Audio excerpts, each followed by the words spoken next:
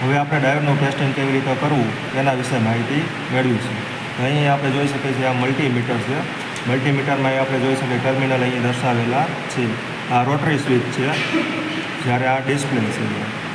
હવે આપણે ડાયોડનું કેવી રીતે ટેસ્ટિંગ કરવું એના વિશે માહિતી મેળવીશું. અહીં આપણે જોઈ શકીએ છીએ અહીંયા ડાયોડ છે, અહીંયા ડાયોડ દર્શાવેલા છે. આ એના ટર્મિનલમાં આપણે ટેસ્ટિંગના પ્રોબ ક્યાં રાખવા, એક ટેસ્ટિંગનો પ્રોબ છે મલ્ટીમીટરનો એ V/ઓહમમાં રાખવાનો અને બીજો એક છેડો છે કોમનમાં રાખવાનો. હવે આપણે તેનું ટેસ્ટિંગ કરીશું. તો હવે આપણે જોઈએ છીએ ડાયોડને ટેસ્ટિંગ કેમ કરવું.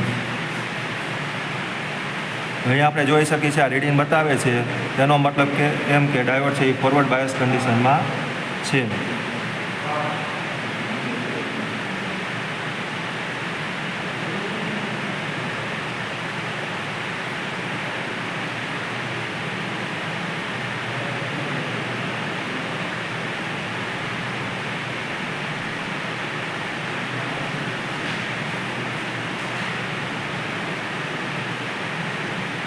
હવે આપણે ડાયોડને રિવર્સ બાયસ મોડમાં જોશું.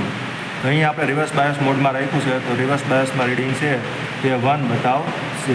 તો અહીં આપણે જોઈ શકીએ છીએ કે દરેક ડાયોડ છે તે એક રીડિંગ બતાવે છે. તેનો મતલબ એમ કે ડાયોડ રિવર્સ બાયસ કન્ડિશનમાં છે, એટલે ડાયોડ ઓકે છે, તેમાં કોઈ પણ જાતનો ફોલ્ટ નથી.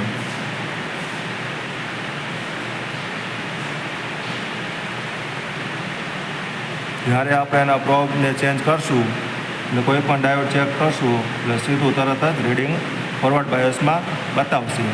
તો આ રીતે ડાયોડ છે આ બધાય ઓકે છે. તો આ રીતે ડાયોડનું ટેસ્ટિંગ કરવામાં આવે છે.